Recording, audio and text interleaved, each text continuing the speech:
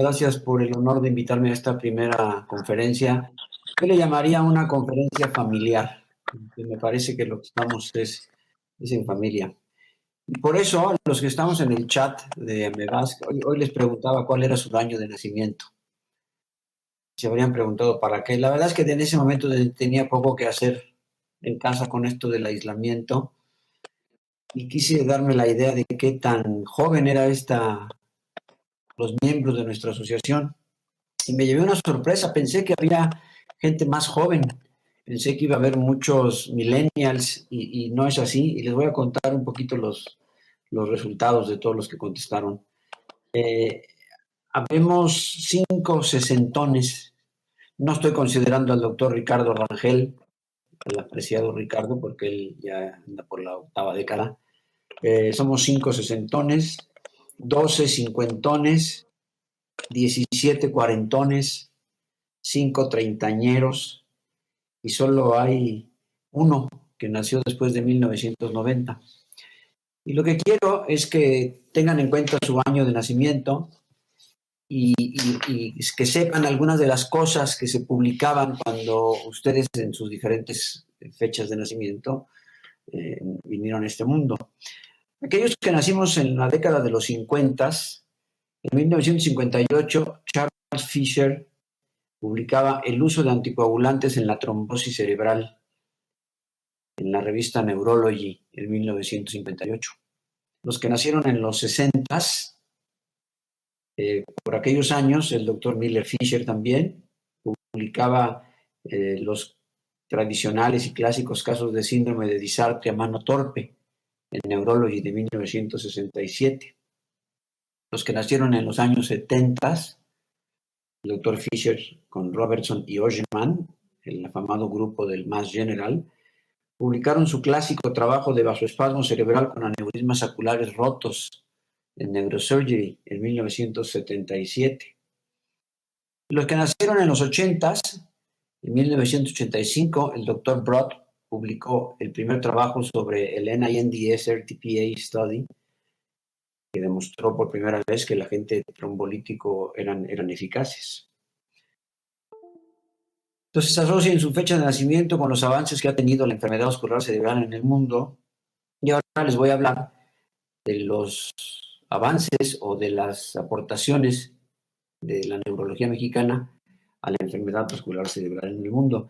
Muchos de los asistentes o de los oyentes han sido autores de esta historia y me parece que es importante que las gentes jóvenes reconozcan cuál ha sido la historia que han recorrido sus maestros y sus mentores. Ya lo decía en la presentación del currículum Luis, en 1985 se funda la Clínica de Enfermedad Vascular Cerebral. Era la primera clínica en el país y les sorprenderá que les dijera que en aquella época, por ejemplo, en el instituto, era muy difícil recibir un paciente con infarto cerebral.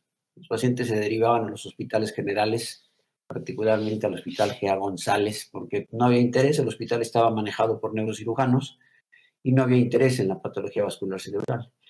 Entonces ese fue el primer mérito, romper esos criterios de exclusión para esta patología y fundar una modesta clínica, pero en un proyecto organizado para poder crear el primer banco de datos de enfermedad vascular cerebral. En aquella época estaban de moda los bancos de datos, el banco de Buglaski en Lausana, el de Alabama con el doctor Case y el doctor J.P. Moore, después el de Boston con el doctor Kaplan. Y en aquella época empezó el instituto a crear su banco de datos. En 2001 se funda Amevask. Entonces, esta es una fotografía de la primera reunión de Amevask, en donde pueden ver al doctor Lou Kaplan, al doctor Dan Hanley, al doctor Carlos Case, que fueron 3 de los primeros invitados. Vino ese año también el doctor Thomas Broad, que ya estaba en la clínica Mayo, y el doctor James Mejia. Y ahí pueden ver a los primeros miembros de la mesa directiva, Carlos Cantú, muy serio en medio, Toño Arauz, muy joven, y bueno, el que les habla también más joven. Eso fue en 1991, perdón, en el año 2001. Entonces, lo que voy a hacer ahora es revisar las aportaciones de la neurología mexicana en la enfermedad vascular cerebral. La metodología para esto fue la búsqueda de artículos publicados en revistas indexadas, con las palabras claves que muestran la diapositiva. Escogí únicamente trabajos realizados en el país.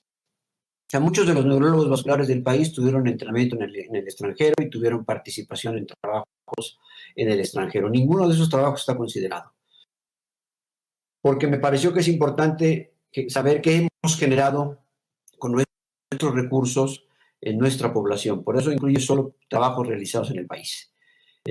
Buscamos trabajos de enfermedad vascular cerebral en México en PubMed y referencias citadas en Scholar Google para medir el impacto de cada publicación. Y presentaremos los resultados principales de los estudios más importantes. Revisaremos el número de artículos publicados referidos en PubMed y en Scopus para medir la productividad individual, así como las citas en Scopus. Miren, las primeras aportaciones mexicanas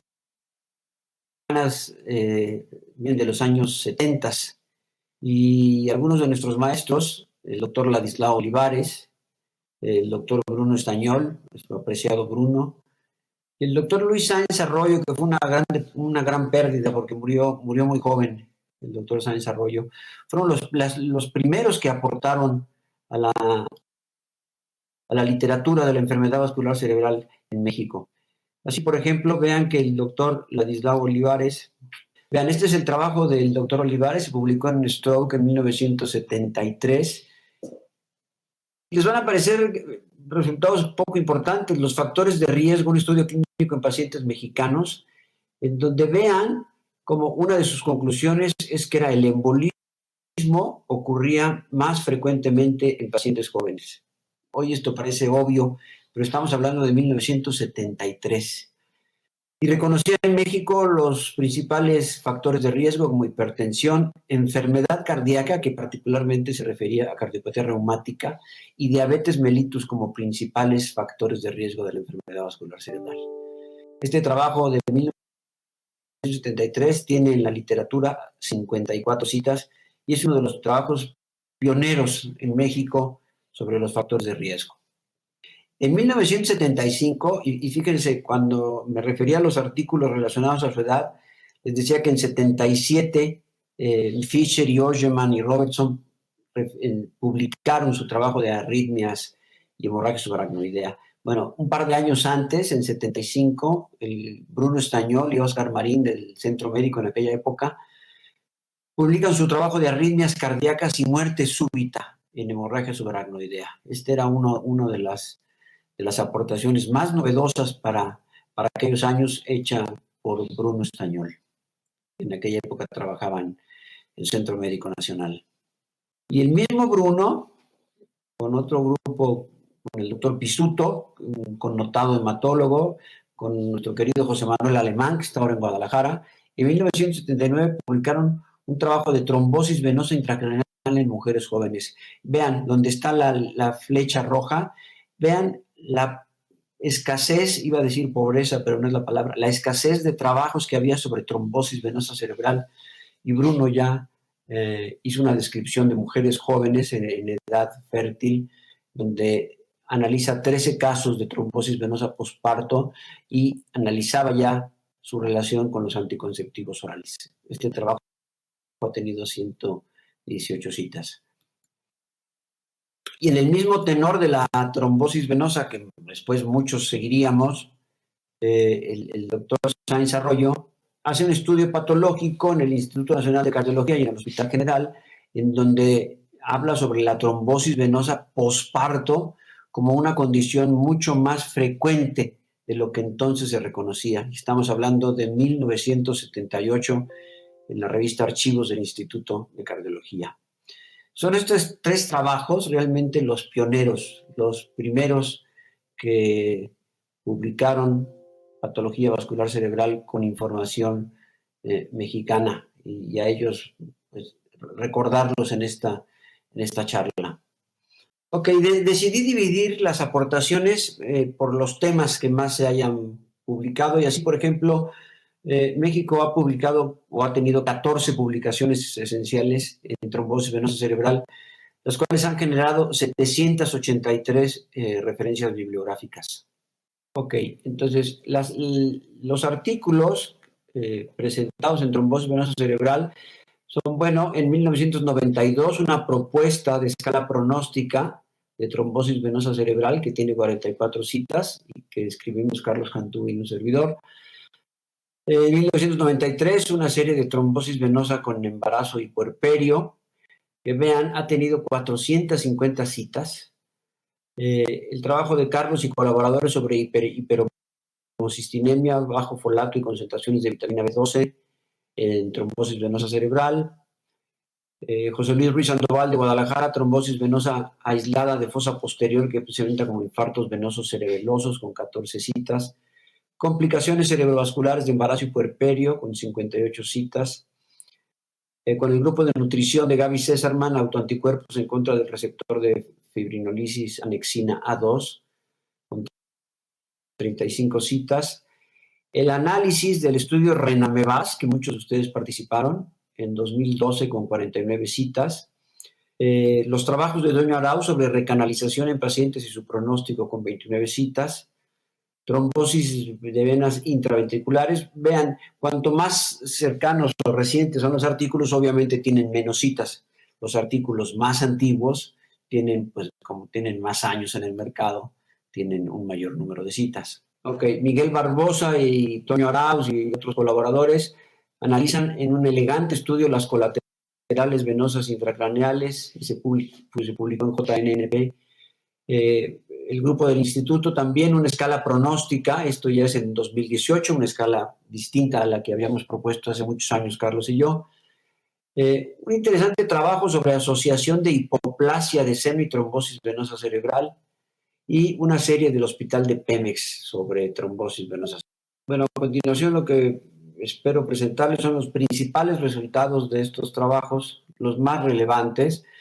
Esta es la escala pronóstica que presentamos en el 92, en donde, bueno, aquí pueden ver el puntaje y las características, en donde deterioro de conciencia y signos piramidales daban el mayor puntaje, crisis generalizadas 2, signos meningios, tomografía con lesiones bilaterales y líquido hemorrágico como punto.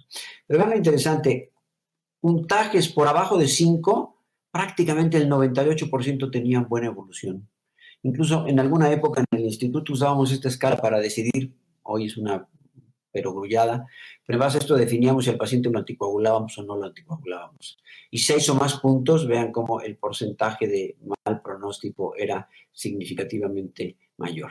El trabajo de trombosis venosa asociado a embarazo y a puerperio fue una revisión de 67 casos, en donde analizamos el perfil clínico de los pacientes con embarazo y puerperio contra no embarazo y puerperio, y encontramos, junto con Carlos, que vean, las pacientes tienen un patrón muy característico, un inicio agudo, decíamos muy stroke-like, pero con una evolución progresiva, o sea, mucho más insidiosa que lo que es un infarto arterial, con evoluciones de menos de 10 días de evolución, y demostramos también la menor severidad, la mejor recuperación de estos pacientes.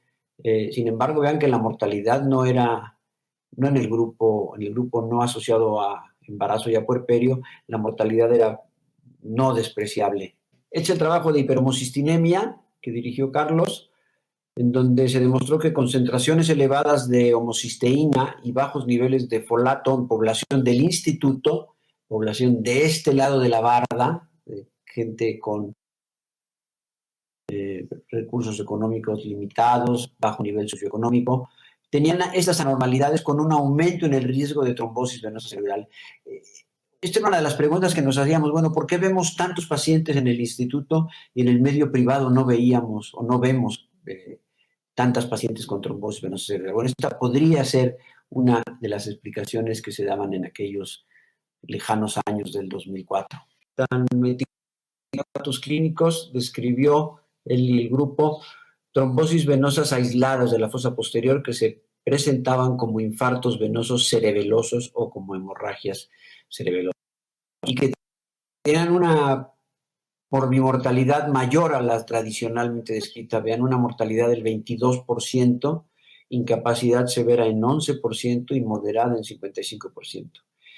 Y las causas en esta particular localización eran 1/3 puerperales, 1/3 idiopáticas y 1/3 de origen protrombótico. Es un trabajo que analizó 240 mujeres con complicaciones cerebrovasculares durante el embarazo y el puerperio, en donde vean que la principal complicación vascular cerebral en esta época de la vida es la trombosis venosa cerebral, que explicó más de la mitad de los casos, que aparecían predominantemente en el primer trimestre y en la segunda y tercera semanas del puerperio. El pronóstico era bueno en aproximadamente 67% de los casos. Esto apareció en European Journal of Neurology. Entonces, vean cómo los grupos mexicanos habían hecho aportaciones interesantes a la literatura. Junto con el grupo de nutrición de Gaby Cesarman se describió este autoanticuerpo, que no ha tenido una implicación realmente muy práctica, ¿no? Son de esos hallazgos a veces muy académicos, pero poco prácticos. Pero bueno, este anticuerpo a la anexina se asoció significativamente al grupo de pacientes con trombosis y podría definir un subgrupo de pacientes con trombosis venosa cerebral. Bien, el estudio RENAMEVAS, ya les decía, entre 2.000 pacientes con infarto cerebral o hemorragia cerebral, se describieron 59 que correspondió al 3% que tenían trombosis venosa cerebral, con un franco predominio de mujeres, 5-1 sobre hombres, una edad media de 31 años. Y la principal causa fue el puerperio, en el 42%, en 18% uso de contraceptivos y embarazo en el 12%. Una serie interesante en donde vemos la frecuencia de trombosis venosa cerebral como parte de un registro de enfermedad vascular cerebral, que eso aparece en muy pocos artículos en la literatura. Aparecen series aisladas de trombosis venosa cerebral, pero no en el contexto global de todos los subtipos de la enfermedad vascular cerebral. Y en la aportación de RENAMEVAS es demostrar que es más o menos el 3%. Ya les decía, en un elegante estudio, el grupo de Toño, de Miguel Barbosa, etcétera, tiempo de recanalización, y encuentran 2 factores predictivos para recanalización completa: juventud, menores de 50 años de edad, y oclusión de seno sagital superior. Y también una asociación entre ellos con recanalización completa, con más posibilidades o datos de buen pronóstico a esa recuperación total. Esto se ha discutido, no es un tema del todo, o sea, si es o no la recanalización una de las metas.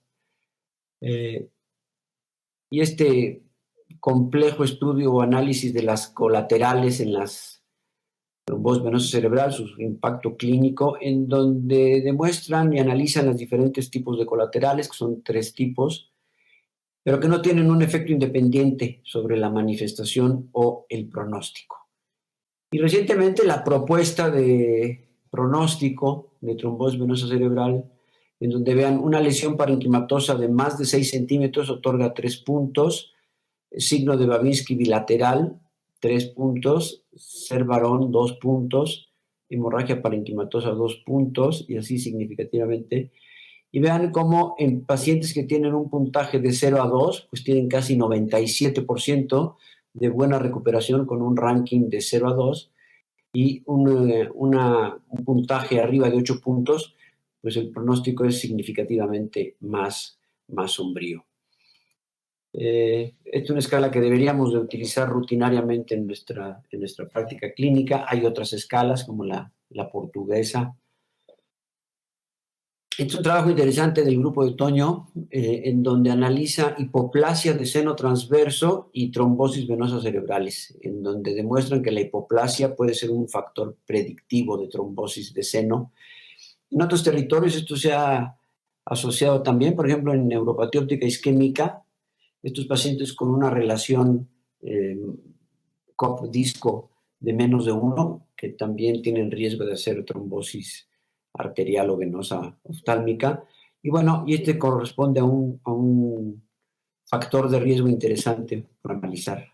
Ok, el segundo capítulo es el de registros, en donde particularmente Carlos Cantú, Edwin Chiquete y otros han trabajado intensamente. Algunos de los trabajos o los trabajos más importantes son el BASID, el estudio epidemiológico en puerta a puerta en Durango, que dirigió Carlos y que publicó con el grupo de Michigan en 2011, que tiene 40 citas. El registro del instituto de 25 años, que recientemente se publicó hace un año y cachito, que tiene solo una cita por esta juventud. Estudios de Premier, el de llegada al hospital, el análisis entre hospitales públicos y privados, los niveles de ácido úrico como factores predictivos, Renamevas, hemorragia cerebral, Renamevas, hipertensión y evolución. Ok, este es un trabajo multicitado que dirigió Erwin Chiquete y colaboradores, en donde vean que el ácido úrico por debajo de estas concentraciones fue un dato de buen pronóstico a escalas o puntajes bajos de la escala de NIH, a la edad y al mecanismo cardioembólico. La siguiente. Este es el trabajo, el BASID, en donde pues por primera vez conocimos la prevalencia de infarto cerebral en México, que fue de 7.7, y que fue algo mayor a las de otros países como Perú, Colombia, Bolivia, Honduras y Ecuador. Es un trabajo que requiere esfuerzo. Bueno, este es el registro. Este registro empezó originalmente en el 85, después se depuró y se siguió a partir del 90, pero vean, incluyó 4.481 pacientes, en donde demostraban los principales subtipos. La hemorragia intracerebral, vean, 1 de cada 4 tuvieron hemorragia cerebral, y la trombosis venosa cerebral fue hasta en el 6.3. Claro, este es un registro de un centro de referencia, pero son números interesantes. Por ejemplo, aquí la causa más común fue aterosclerosis, incluyendo enfermedad de granos o pequeños vasos, y dentro de las hemorragias cerebrales la hipertensión arterial con cifras del 58%. Entonces, el Premier, este trabajo lo conocen bien todos. Lo interesante aquí es que vean, el principal mecanismo del infarto cerebral es enfermedad de pequeño vaso, con una baja frecuencia de enfermedad de grandes vasos, pero lo que es nuestra realidad, algo menos de la mitad de los pacientes con mecanismos no determinados, y muchos de estos por ser estudiados inapropiadamente. Una baja frecuencia de uso de Doppler, una baja frecuencia de uso de ecocardiograma, etcétera. Lo cual sigue siendo una realidad en nuestro país, ¿no? En los hospitales generales de nuestro país. Otra de las aportaciones de Premier, el manejo agudo y el pronóstico, y aquí una cifra contra la que se ha luchado y que nos sirve de parámetro. Vean, todos ustedes les tocó cuando empezamos con la trombolisis partir de esto. En México se trombolizaba 0.5%, era 1 de cada 200 pacientes. Hoy esta cifra ha mejorado infinitesimalmente, con la labor no solo de neurólogos, sino de urgenciólogos. Y otra vez, vean la pobreza de aportaciones diagnósticas. Vean, por ejemplo, Doppler transcraneal 2.4. Carlos y Fernando Flores y otros han luchado por años en promover el Doppler transcraneal, y vean cómo seguimos en 2.4%. Ecocardiograma, 14.7%. O sea, mientras tengamos estas cifras de utilización de recursos diagnósticos, pues pocos diagnósticos certeros vamos a poder hacer, y seguiremos teniendo pacientes de causas incompletos. Erwin Chiquete, Carlos y otros publicaron este trabajo de paradoja de la obesidad y recuperación funcional. A diferencia de lo que les pasa a los obesos con el COVID-19, bueno, aquí hay una paradoja en donde la recuperación de estos pacientes fue significativamente mejor que en los no obesos. Este es otro, el estudio de campo del estudio BASID. Vean, 300 pacientes fueron validados como infartos. Los subtipos fueron 61% de isquémicos, 20% de hemorragias, parecido a lo del registro del instituto, un 5% de diferencia, ¿no? y 10% indeterminados y un porcentaje de hemorragias subaracnoideas. Lo que asusta aquí es, vean, la mortalidad hospitalaria. Claro, es muy poquitos pacientes, pero es una mortalidad del 39%. O sea, que estos estudios lo que también nos demuestran es nuestras carencias. Y esas carencias se tratan educando. Y este es un trabajo del Grupo de Monterrey, de Fernando Góngora, de Héctor Ramón, Jorge Villarreal, Juan Manuel Escamilla, en donde vieron el impacto de educar a la gente en cuanto al conocimiento de los factores de riesgo y de los signos de alarma del infarto cerebral, en donde vean cómo el 42% de manera basal no conocía ningún síntoma del infarto cerebral, y esto se reduce a 34% después de un programa educativo. Y en los extremos, solo el 13% conocían más de 3 factores de riesgo y sube a 23%. Hombre, es meritorio, pero esto lo que demuestra es eso, que necesitamos mucha educación en la población general. O sea, esa cadena de supervivencia de la que tanto hemos hablado, se nos olvidan 2 cadenas, la población general y los paramédicos. A veces queremos empezar con la trombectomía, pero nuestra gente no sabe reconocer siquiera los síntomas de un infarto cerebral. El tercer gran tema en donde se ha aportado por la neurología mexicana es en la hemorragia cerebral. Aquí hay 28 publicaciones, 43 citas o referencias bibliográficas a los trabajos mexicanos, y ahora les mostraré los más importantes. Ok, el grupo del instituto de Ale González Duarte, que era la pasante en aquella época, con José Luis Sandoval y un servidor, el trabajo de hemorragia cerebral primaria recurrente, que se publicó allá por 1998 y que tiene 139 citas. Factores predictivos de hemorragia cerebral en pacientes con angioma cavernoso, del grupo de Carlos Cantú, 66 citas. El análisis de Renamevasc de la población con hemorragia cerebral de José Luis Ruiz Sandoval, en revista de neurología con 24 citas. El mismo grupo de Renamevasc, ahora con hemorragia subaracnoidea, por el mismo grupo de autores. Juan Manuel Márquez, la carga de enfermedad vascular cerebral en México. Otros trabajos, hemorragia cerebral en jóvenes, de José Luis Sandoval y el grupo del instituto, cuando José Luis era residente de vascular. El trabajo de fenilpropanolamina y riesgo de hemorragia en poblaciones mexicanas, de Toño Arauz. Presión arterial y admisión hospitalaria, evoluciones en hemorragia cerebral, de Erwin Chiquete, en archivos de Medical Research, 16 citas. Tratamiento endovascular, angioplastía versus nimodipina intraarterial, de Yolanda Burto, 24 citas. Hemorragia de José Luis Sandoval y el grupo del instituto, vean, 1999. Algunos de los que están hoy aquí quizá tenían unos cuantos años, con 292 citas. Hemorragia cerebral en un hospital de referencia en Guadalajara. Ya decíamos el de Bruno de arritmias cardíacas, con 82 citas. El trabajo de hemorragia intracerebral en el muy viejo, en el Very Elderly, de Erwin Chiquete y José Luis Ruiz Sandoval, 47 citas. Hemorragia intracerebral hipertensiva en gente joven, 59 citas de José Luis. El grupo de Juan Nader, cuando estaba en el instituto, de lesiones vasculares talámicas y factores de riesgo. Vean allá por 96.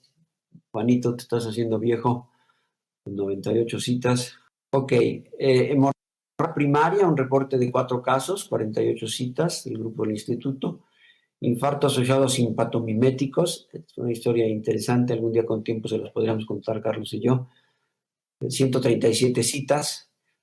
Fluoxetina en la recuperación de hemorragia, con 13 trabajos. En stroke de esta semana aparece un trabajo de el uso de inhibidores de recaptura de serotonina después de hemorragia cerebral, como empeora la progresión, lo contrario de lo que se buscaba en este estudio, ¿no?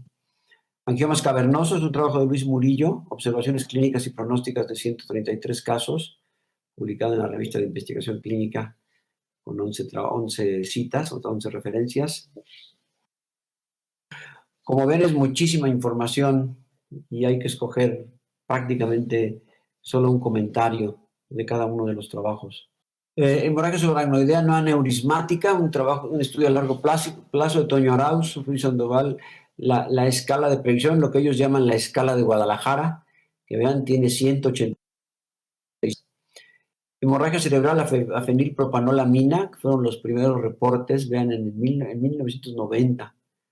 Hemorragia talámica hipertensiva de José Luis Ruiz Sandoval. Una clasificación para evaluar el riesgo de malformaciones arteriovenosas del doctor Padilla y el doctor Marcos Centeno. Un estudio epidemiológico del doctor Tapia sobre hemorragia cerebral. Hemorragia subaracnoidea, el grupo de nutrición, como una complicación del lupus eritematoso. Y hemorragia, estas cosas que solo José Luis Ruiz Sandoval encuentra. Hemorragia intracerebral asociada a una pesadilla. Solo la agudeza de José Luis Ruiz Sandoval puede llevar a estos reportes. Un saludo, José Luis. Okay, esta es la escala pronóstica de Guadalajara como autores, en donde vean que es muy parecida a la escala, no recuerdo el autor, el ISH Score, pero hace una diferencia en cuanto a los grupos de edad, en donde aquí los dividen en más de 80 y menos de 80, y José Luis los divide haciendo un análisis de menos de 45, 45, 64 y más de 65, y después el volumen también lo considera diferente en cuanto a la localización. Distingue supratentoriales de infratentoriales, y la realidad es que los que hemos usado esta escala sí tiene una buena sensibilidad y especificidad para pronóstico.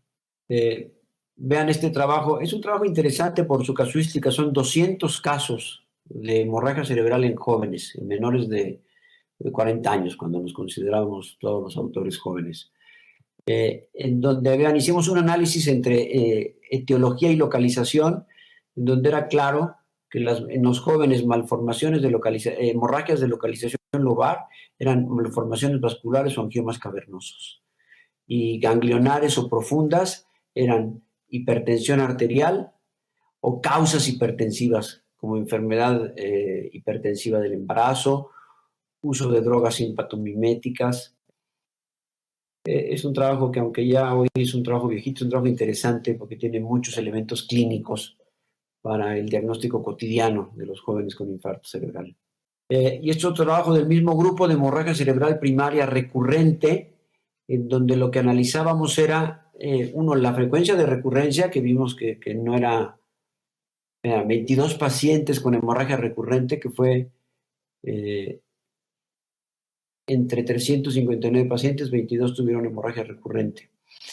Y analizábamos el patrón, por ejemplo, las hemorragias que recurrían, una primera hemorragia ganglionar con una recurrencia también ganglionar, eran prácticamente todas de hipertensión arterial. Las lobares iniciales seguidas de hemorragia ganglionar también eran con una frecuencia de hipertensión muy alta, y las lobares, estas eran casi siempre angiopatía amiloide. Entonces el mensaje era, no son raras las recurrencias, y el patrón de recurrencia con la localización inicial permiten a veces predecir o conocer la etiología más importante. Esta es una lista de 23, me parece, 22 o 23 pacientes con hemorragia cerebral con simpatomiméticos. Ya habíamos de fenilpropanolamina, y aunque aquí la mayoría eran casos con fenilpropanolamina, había casos con efedrina y con pseudoefedrina, en donde la característica era estos arrozarallamientos en las angiografías de los pacientes. Vean en la basilar, en la vertebral, con hemorragia cerebral, lo que llamaban el bleeding effect.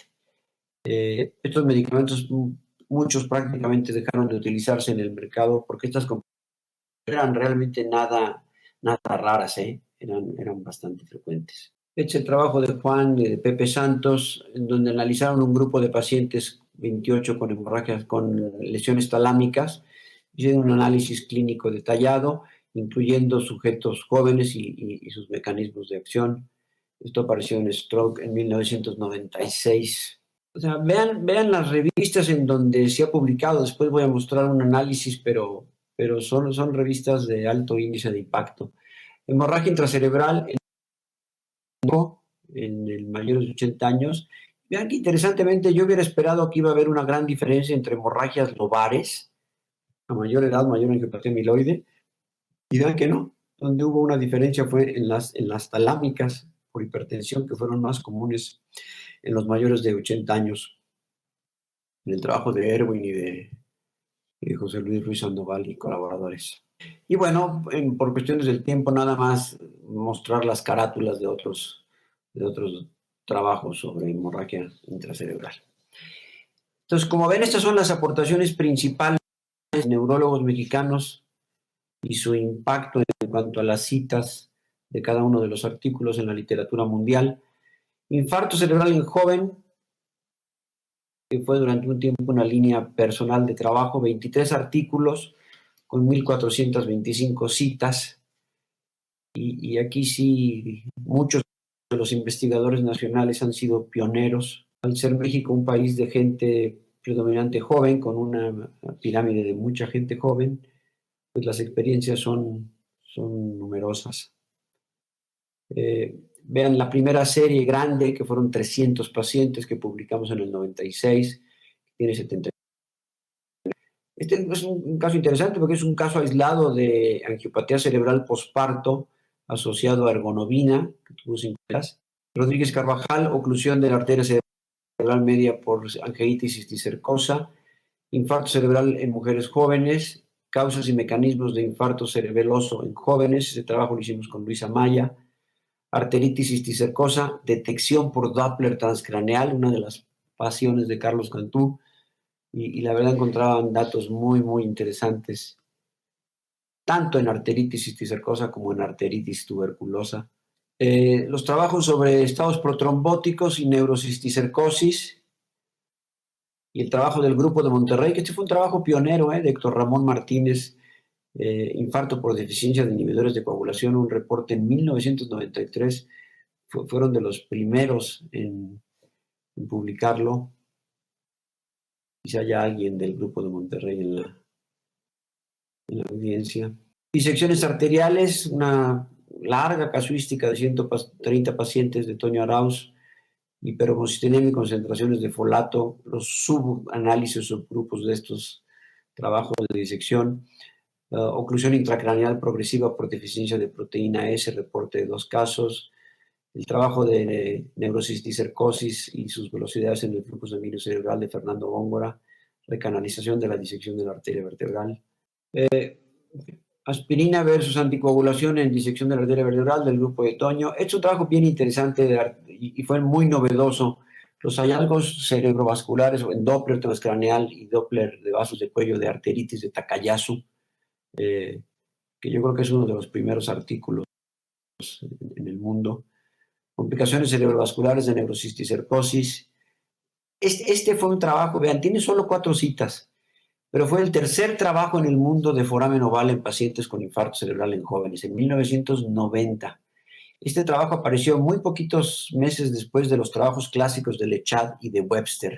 El problema que tuvo es que los editores de la revista nos pidieron que quitáramos el grupo control, que fue un error, y eso le restó. Pero este fue un trabajo realmente muy pionero en donde el grupo control eran residentes del instituto. Hubiera sido importante ver cómo les fue a esos residentes. La frecuencia de arteritis cerebral en cisticercosis subaracnoidea, un estudio angiográfico en donde demostramos que es muy frecuente la vasculopatía arterítica angiográficamente demostrado en pacientes particularmente con quistes subaracnoideos.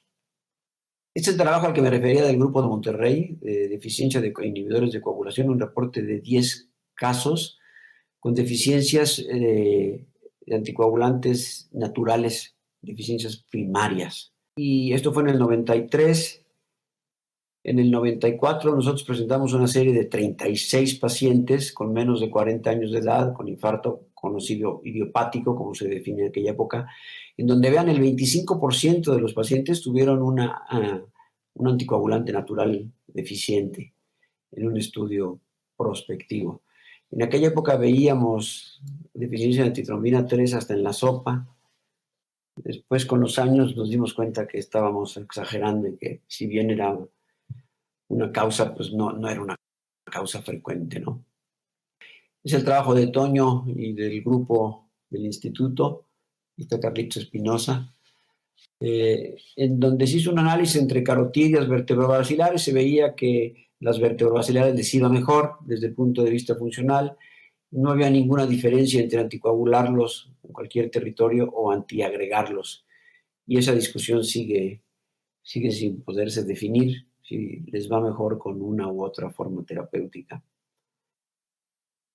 Este trabajo que les decía, en donde con pacientes del Instituto de Cardiología que tienen mucha experiencia en arteritis de Takayasu, el grupo de Carlos demostraba cómo la evaluación cuidadosa de la circulación en pacientes con Takayasu por métodos no invasivos permite la detección de un gran porcentaje de anormalidades, tanto en circulación extracraneal como en circulación intracraneal, ¿no?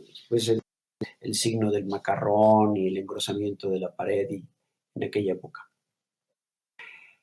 Hay alguno de los que contestó su fecha de nacimiento que en 1989 no había nacido. Y en aquella época ya estábamos correteando las arteritis cisticercosas y los síndromes lacunares. Y como todo en medicina, un día llegó un enfermo con una hemiparesia atáxica y con una lesión inflamatoria cisticercosa en las cisternas de la base, con un infarto. Y cuando los empezamos a buscar, pues nos encontramos una serie de 7 pacientes con ese patrón: infarto lacunar, un síndrome clínico como los descritos por Miller-Fisher, un infarto capsular y un cisticerco habitualmente en las cisternas supracelares.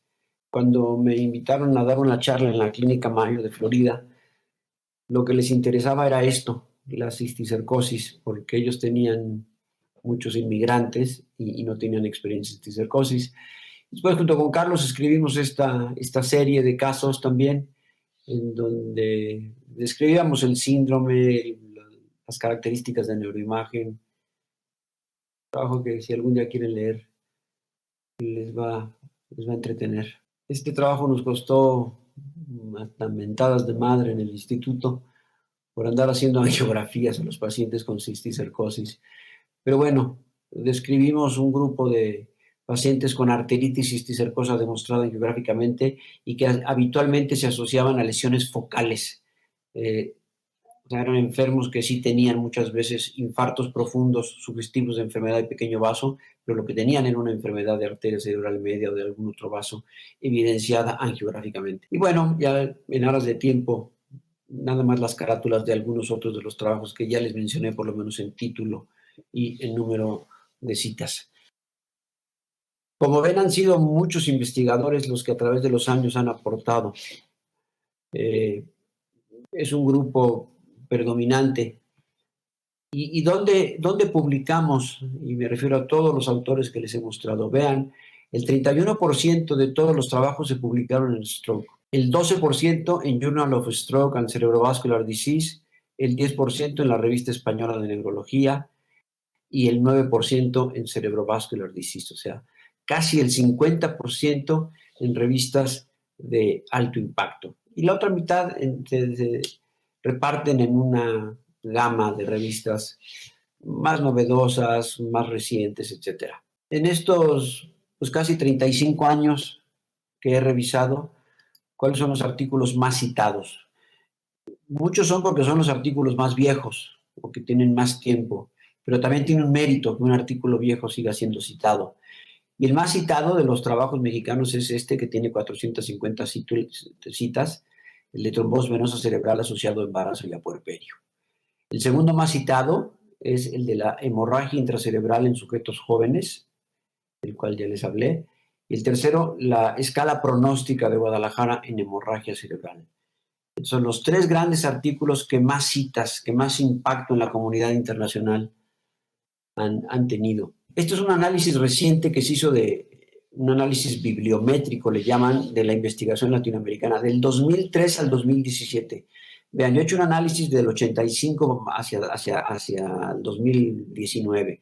Este es un análisis del 2003 al 2017, donde se demuestra que los países que más publican en enfermedad vascular cerebral latinoamericanos son Brasil, Argentina, México y Chile, en ese orden. Ahora, vean, la revista donde más se publica es una revista brasileña, Archivos de Neuropsiquiatría. seguida por Stroll, revistas de neurociencias, revistas de neurología. O sea, esto sería como el quién en los precios de la mañanera de López Obrador, ¿no? Donde vean las tres instituciones: la Universidad de Sao Paulo, la Universidad Federal de Sao Paulo, el Instituto de Neurología, pero quiero que vean esto, las citas por artículo, cómo son significativamente mayores en los artículos del instituto que en los artículos brasileños, porque ellos publican mucho en su revista, en archivos de neurología y psiquiatría. Y en octavo, el grupo del Instituto de la Nutrición, particularmente de Carlos Cantú, de Fernando Flores, lo cual pues siempre da gusto verlos en esos. Y ahora, los autores, esto, insisto, es de 2003 a 2017. Toño Arauz es el que más ha publicado, seguido de Óscar del Bruto, pues una serie de brasileiros, y después José Luis Ruiz Sandoval. Claro, entendemos, estos son grupos, no son autores individuales, es un reconocimiento a ellos y a los grupos. Ok, los top 10 en artículos en PubMed y en Scopus: Carlos Cantú, Toño Arauz, un servidor, José Luis Ruiz Sandoval, Erwin Chiquete, Fernando Góngora, Juan Nader, Luis Murillo, Carolina León y Fernando Flores. Y si ven, han sido nombres que han visto repetidamente durante la presentación. Esto no es otra cosa más que un reconocimiento a muchos años de trabajo, a constancia, estas gentes con diferentes roles, a veces como autor principal, a veces como autor asociado, a veces como autor corresponsable, pero gente que está trabajando a través de los años, en donde necesitamos que se sume gente joven. Nuestro promedio de edad anda cerquita de los 50 años en la asociación y nos falta, creo, jóvenes. El total de citas en Scopus, bueno, pues es prácticamente más o menos los mismos autores: Barinaga, Cantú, Arauz, Ruiz Sandoval. Seguramente, conforme vayamos cediendo los trastos, aquí van a aparecer, como están apareciendo otros, Calleja, Erwin Chiquete, tantos, no quiero mencionar a uno ni de más ni de menos, pero tanta gente, diría madura, que viene detrás, y nos hace falta gente más joven, ¿no? Y bueno, este es los análisis de coautorías y de relaciones, en donde vean, por ejemplo, en azul son los años antes del 2008, 2007, en donde está, bueno, Carlos, Barinaga, Toño, Erwin Chiquete, Luis Murillo, pues todos los que hemos venido trabajando estos años. Óscar del Bruto en Ecuador, Pablo Lavados en Chile, otros en Colombia, en Brasil. Pero ¿cuáles son las relaciones que hemos hecho los diferentes autores, ¿no? Vean, México ha trabajado particularmente con Ecuador por la cercanía, entre otros, con Óscar del Bruto. Estados Unidos con muchísimas gentes, con José Viller, José Romano y muchos otros, Carlos Case, etc. En Francia, las relaciones, por ejemplo, de Fernando Góngora con Piera Marenco, mis relaciones con el profesor Orgogoso. En Portugal, sobre todo con el trabajo de trombosis venosa, el International Study. Y Switzerland con el doctor Boguslaski, con quien se formó Juan Nader. Entonces, eso nos ha hecho globales, tener relaciones con otros países, las cuales tienen que incrementarse. Y un poquito de la historia, en parte personal, ¿cómo alcanzamos esto? Esto es para los jóvenes. Esto, ya les decía, empezó 5, que fue el año que marcó el sismo de la Ciudad de México. Acuérdense dónde estaban en el 85. Unos estarían en la cuna, otros en el kinder, otros en la primaria, otros en la secundaria. Y a mí me tocó, pues por suerte o por visión o por interés o por inquietud, lo que fuera, empezar a sembrar este campo que era una tierra fértil, pero que no se había sembrado. Teniendo la enorme suerte de que al poco tiempo se unió Carlos Cantú, Luis Miranda en el 92, Toño Arauz en el 94, José Luis Ruiz Sandoval, aquí salió negrito, pero este es José Luis Ruiz Sandoval, Juan Nader, Luis Amaya, Pepe Santos, que esa parcela fue siendo cada vez más grande. Y después, pues vino como la fase 2 del coronavirus, la explosión, en donde, bueno, pues se fueron sumando gentes, ¿no? Toño Fernández, Espinosa, Fernando Góngora, Luis Murillo, Juan Manuel Escamilla, Erwin Chiquete, Juan Manuel Calleja, Jorgito Villarreal, Leiva, Fernando Flores, Vanegas, ya todos estos en el siglo XXI. Todos estos millennials que, no lo digo en términos despectivos, pero que se tienen que sumar y que llenar los zapatos de los que los vamos a ir vaciando. Nelly Argüelles, Márquez, Miguel Ángel Barbosa, Carol Artigas, Serrano, Ramírez, todos los que han ido, y faltan muchos nombres, y que han ido creando lo que hoy es la Escuela Mexicana de Enfermedad Vascular Cerebral. Una escuela que tiene orígenes diversos, como les voy a mostrar en esta siguiente diapositiva, y que entre todos le hemos dado un estilo con unas bases todavía muy clínicas. Me parece que hemos mantenido bases muy clínicas. Nuestros orígenes, y por ser el más viejo y el que empezó con esto, mis orígenes con el profesor Orbegoso en Francia, y después, bueno, formando una serie de en mayor o en menor medida, que estas a su vez, como Carlos y Toño, han formado a otros, y que eso es lo que da el orgullo de haber generado o ser parte de una escuela. Carlos Cantú, que se formó en Japón con el profesor Yamaguchi, que después él ha formado a otros como Escamilla, Erwin Chiquete, Fernando Flores, Fernando Leiva, Murillo y muchos otros. No tengo los nombres de todos. Jorge Villarreal, que se formó en Canadá con el profesor Barnett, Fernando Góngora con el profesor Amarenco en París, Vanegas, que está en Torreón, con el profesor Demchuk en Canadá, y Juan Nader, que se formó con Julien Boguslaski en Suiza. Y ha sido todo este conjunto de aciertos, de desaciertos, de cosas buenas, de cosas malas, lo que ha generado la Escuela Mexicana de Enfermedad Vascular Cerebral. Y que necesitamos que las gentes jóvenes se unan y produzcan mucho más de los que los primeros pudimos producir. Las circunstancias en las que nosotros trabajábamos eran totalmente distintas a las de ahora. No teníamos muchas veces ni computadora, trabajábamos en libretas a mano, pero lo pudimos hacer. Y esta charla yo creo que lo que intenta es nada más, porque hoy tienen muchas más herramientas, mucho más acceso a la información para hacer mucho más y hacer crecer esta Escuela Mexicana de Enfermedad Vascular Cerebral. Y quiero terminar, quizá hoy es válida esta frase. Bueno, antes de esto es un collage de algunos de ustedes. Probablemente algunos de los más jóvenes no tengo el gusto de conocerlos y por eso no están, pero están los más, por ahora los más importantes. A 34 años de distancia, a todos ustedes, a todos y cada uno de ustedes, muchas felicidades. Ahí faltó esta.